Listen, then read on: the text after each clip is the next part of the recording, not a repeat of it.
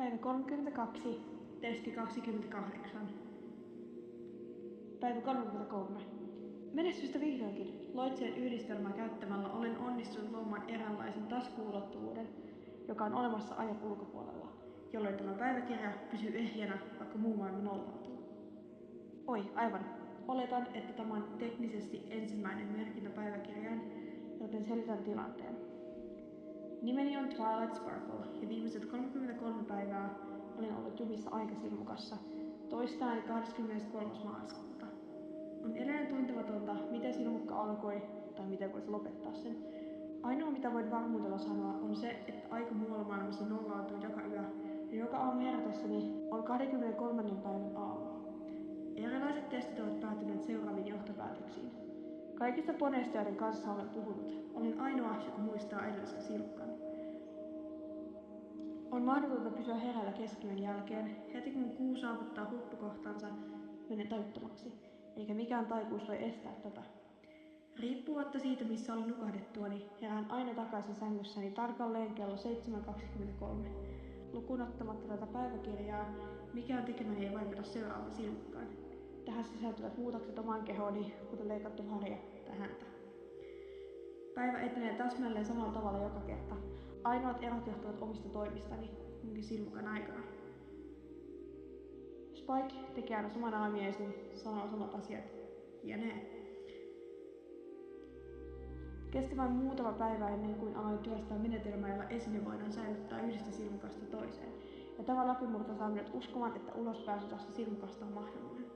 Olen puhunut sekä Celestialle että Lunalle ongelmasta erillisissä silmukoissa. Ja kun olin vakuuttanut heidät vakavuudestani, he vain sanoivat, etteivät olleet koskaan kuulleet tällaisesta asiasta. Ja toivottivat minulle onnea. Jokin osa minusta ajattelee, etteivät he uskoneet minua, mutta se on silti totta. Aikasilmukkaa ei ole koskaan enemmän kirjattu. Ainakaan kukaan ei selvinnyt kertomaan siitä. Voi, mutta missä on järkeni?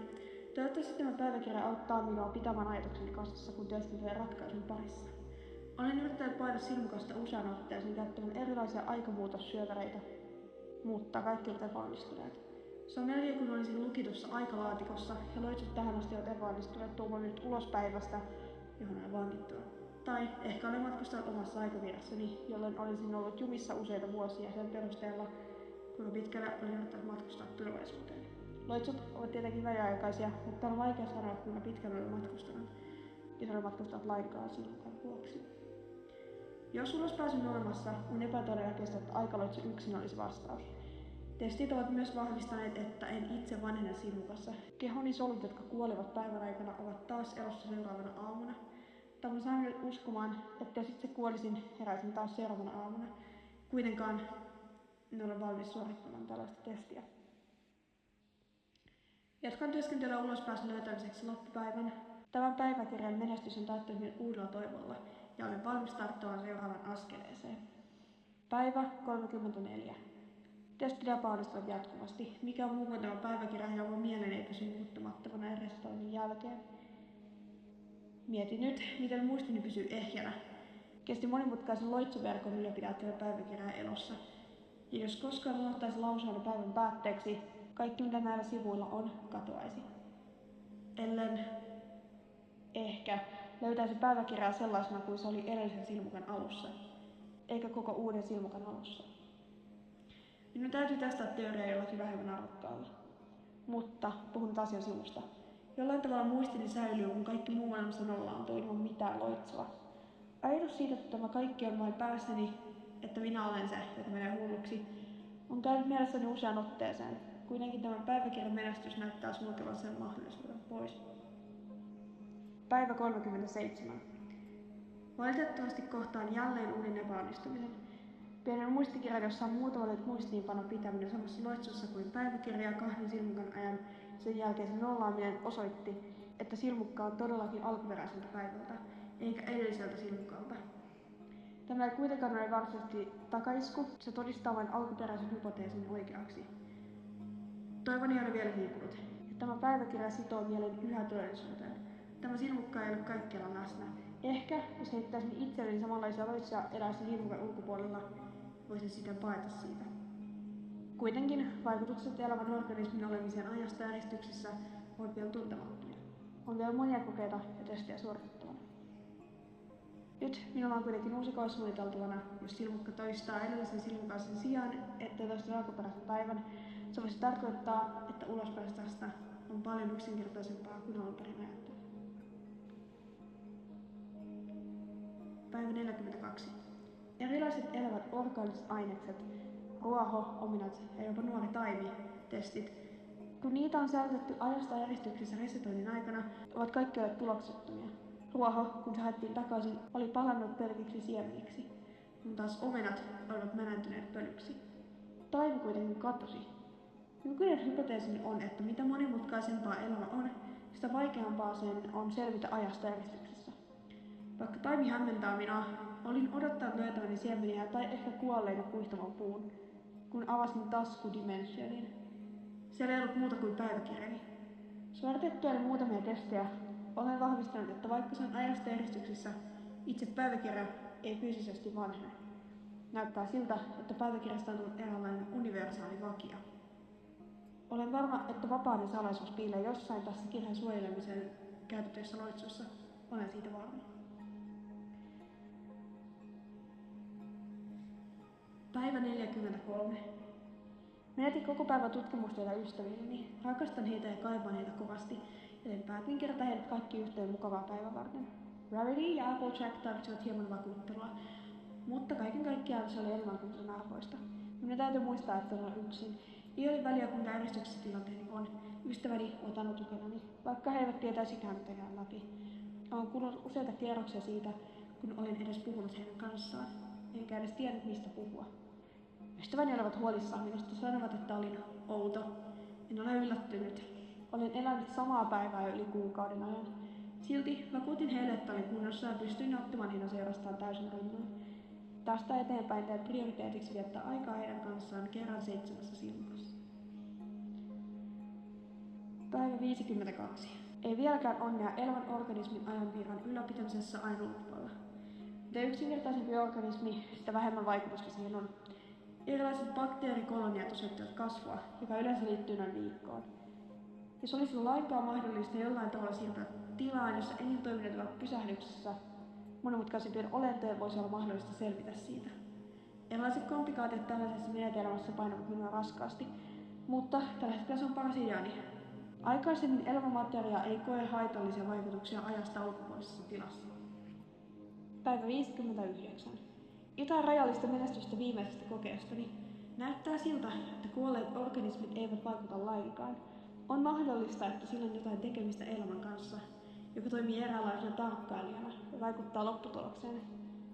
Samankaltaisesti kuin tunnettu Heisenbergin epätarkkuusperiaate, vaikka se yleensä viittaa kvanttimaailmaan. Epätarkkuusperiaate toteaa, että riittävän pienen hiukkasen havainnointi vaikuttaa siihen, riippumatta siitä, kuinka hellävaraisesti sen teet. Se saattaa olla sovellettavissa tilanteeseeni. Elämä toimii havainnoijana, ja sen sijaan, että se vaikuttaisi mittaukseen, se muuttaa se täysin. Minun täytyy tehdä vielä lisää tutkimusta. Fysiikka ei ole koskaan ollut vahvin puoleni, mutta en ole sille vieras. Työskentelen myös edelleen loitsun parissa, joka saa aikaan tilanne, jossa elintoiminnot ovat pysähdyksissä. Mitä lähempänä organismin jäljittää ja kuolemaa, sitä vähemmän vaihtelua sen aikavirrassa havaitaan. Päivä 61. Minun täytyy todellakin alkaa pitää kalenteria tämän päiväkirjan kanssa. Ajatus ei koskaan tullut mieleeni, kunhan se on aina sama päivä. Mutta olin juuri tajunnut, että jäin paitsi tapaamisestani ystävieni kanssa. No, päivä tai pari myöhässä ei koskaan haittaa mitään. Kunhan se on heille ihan sama. Mutta haluaisin todella pitää vaihtelun minimissä. Oli liian myöhäistä tehdä asialle mitään nyt. Huomenna minun täytyy pitää Pinkiä keräämään tytöt puolestani. Hän on paljon parempi saamaan Applejackin irti farmiltaan kuin minä. Enkö merkitse tarpeeksi? On mukavaa nähdä heidät taas. Päivä 75. Epätarkkuusperiaate on umpikuja. Vaikka minulla on nyt paljon vahvempi käsitys kvanttimekaniikasta alalta, ei löydy vastauksia ei käytännön eikä teoreettisia. Heillä ei ole mitään muuta kuin ideoita, kaavoja, teorioita. Ei mitään toteuttamiskelpoista, vaikka kokemani ilmiö onkin samanlainen. Fysiikasta ei löydä ratkaisun sen kiertämiseksi. Se jättää jäljelle vain jatkuvasti epäonnistuvat kokeet keskeytetyssä animaatiossa. Lähimpänä oli onnistunut saamaan laboratoriokemiläiset hiiret tajuttomiksi. Vaikka tämä vähensikin heidän aikavirtojensa arvioita ja vaihtelua, se oli silti edelleen liian suurta. Molemmat koehenkilöt ovat kuolleet. Pelottaa ajatella, mitä minulle tapahtuisi. Vaikka ajatus on jopa miellyttävä, ajan tasolla lannistaa minua, on hyvin vähän, mihin voin tarttua, paitsi toivo löytää ulospääsy. Päivä 129. Epäonnistuminen toisensa jälkeen. Jokainen kulma, jokainen testi, jokainen loitsu johtaa täsmälleen samaan lopputulokseen. Olen elänyt lähes 5 kuukautta samaa päivää. Joka päivä 7.23 herään. Spike tekee munia ja pannukakkuja. Hän tuo minulle kahvia ja laittaa aina liikaa sokeria. Ja päiväni alkaa taas alusta. Henkinen uupumus alkaa painaa minua. Minulle tulee melko usein päänsärkyjä ja olen viime aikoina huomannut, että ottinen taikuudesta on lipsumassa. Vain pieniä asioita.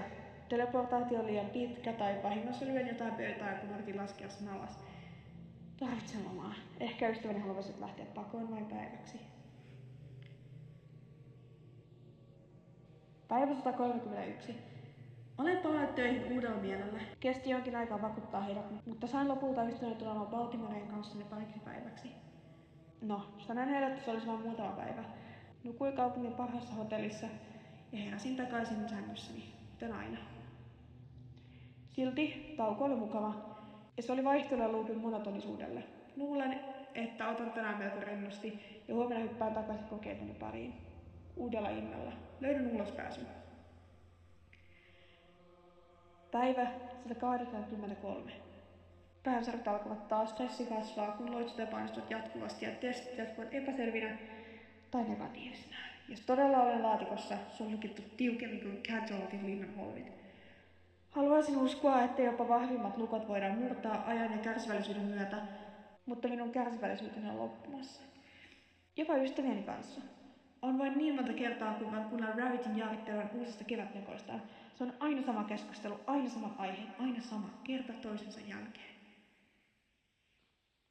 Ehkä toinen alumatka on paikallaan. Päivä 297. Otin taas päivän ystävieni kanssa. On kulunut en tiedä kuinka kauan, liian kauan, ei tarpeeksi kauan. Minun täytyy pysyä keskittyneenä, mutta he ovat aina ottaneet minua voittamaan kaikki esteet, joita olen aiemmin kohdannut. Ehkä he voivat tehdä sen taas. He eivät lakkaa puhumasta. He tietävät, että minussa on jotain vialla ja yrittävät parhaansa piristääkseen minua, mutta se on niin ärsyttävää. En tiedä, voivatko he auttaa minua tällä kertaa. Päivä 365. Koko vuoden olen ollut jumissa elämässä samaa päivää uudelleen ja uudelleen. Tuntuu, kun olisin menettämässä järkeni. Päänsärät pahenevat ja olen menettänyt päiviä töistä sängyssä kivun vuoksi. Taikani on melkein mennyt sekaisin. On vaikea keskittyä siihen. Olen alkanut kirjoittaa tätä merkintää ilman taikaa. Minun täytyy löytää ulospääsy, ja pian. En tiedä, kuinka paljon enemmän pystyn kestämään. Päivä 401. Olen epäonnistunut. Minä en tiedä, voinko löytää ulospääsyä. Onko tämä loppuni? Joudun jäämään tänne kuolemaan asti. Kuolenko koskaan? Päivä 456. Minä luulen, että juuri en voisi kirjoittaa sitä, minua oksettaa. Se oli niin paljon verta. Poikani Sovain, menetin hallinnan. Hän oli niin ärsyttävä, oli niin pahoillani. Pinki. Anteeksi. Päivä 457. Vietin päivän itkien ja halaten Pinkipäivää. Heräsin ja juoksin hänen kauppaansa ja hän oli siellä. Hymyilen minulle kuten aina. Halasin häntä ja itkin ja rukoilin häntä antamaan anteeksi. Luulen, että pelastutin hänet, mutta näen sen yhä. Hänen kasvonsa, veri, niin paljon verta. Kun suljen silmäni, se on kaikki mitä on. Oli varmasti tunteja, jotka vietin hänen kanssaan, itkien hänen rintaansa. Minun piti vain tietää, että hän oli kunnossa, että hän en ollut. Päivä 462. Uni on menneisyyttä. Sen jälkeen mitä tein, en voi edes sietää sulkea silmiäni. Henkisesti olen uupunut. Liikaa kokeiltavaa eivät ne kuitenkaan auttaisi. Minun täytyy päästä täältä pois. Jos kuulen Ripodashin keoskalmen vielä kerrankin, hän on seuraava. Ota tauko. Herra kaikesta. Työni, ystäväni, olen niin kyllästynyt siihen, että Fladu saa pahoittelee. Mä vaan... Minä täytyy päästä pakoon. Aion tunkea sokerin alas paikin, kun... Olen aina halunnut mennä Saddle Arabiaan ja voin olla takaisin aamuna, jolloin lähdin. Kukaan ei edes huomaa, että olen poissa. Toivon, että palaisi takaisin. Päivä 500. Epäonnistuminen. Päivä 572. Toivon, että voisimme lopettaa heräämisen. Päivä 609. Ole hyvä, lopeta se. Kun Spike toi minulle kahvia tänä aamuna ja maistoi sokeria, minä vain... Se oli kuin kinkipaja uudestaan. Taikani toimi ilman hallintaani. Aioin tehdä sen. Ja hän lysähti lattialle, en minä. En kestä tätä enää. Hän ansaitsi sen. Tiedän, että hän voi takaisin huomenna. Tänään. Mutta en voi edes mennä keittiöön, muuten näen hänet. Päivä 651. Olen täällä, kunnes kuolen. Ei ole ulos pääsyä.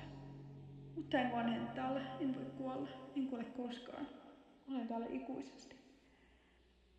Päivä 723. Olen pahoillani. Jos luet tätä, olen pahoillani. Ei ole ulos pääsyä. En vanhene. En voi kuolla omin päin. Se on ainoa tapa. Toivon vain, että tämä päiväkirja löydetään, jotta muut tietäisivät, miksi tein tämän. Mitä kävin läpi? Toivon anteeksiantoa tekemistäni teosta ja jotka on dokumentoitu tässä päiväkirjassa. Ehkä jonain päivänä keräämäni tiedot voivat auttaa jotakuta toista minun sijastani. Voin vain toivoa, että tästä ikuisesta painajaisesta voisi olla jotain hyvää. Rakkaille ystävilleni, tietäkää, että te olette pitäneet minut järjissäni niin kauan. Vain teidän ystävällisyytenne, anteliaisuutenne, rehellisyytenne ja uskollisuutenne sekä naurunne ansiosta olen päässyt näin pitkälle. Kuitenkin en kestä tätä enää.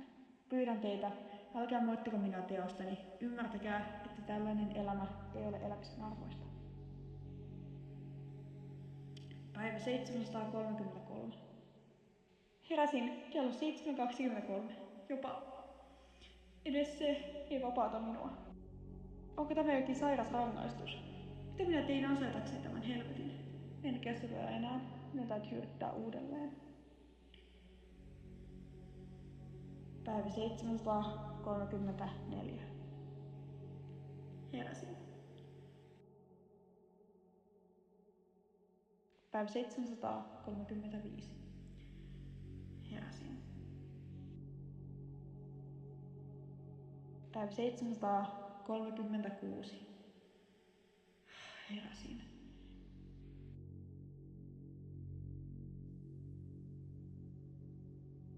Päivä 737. Heräsin.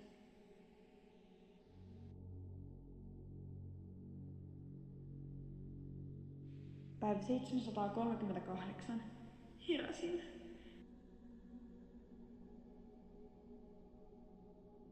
Päivä 739. Heräsin.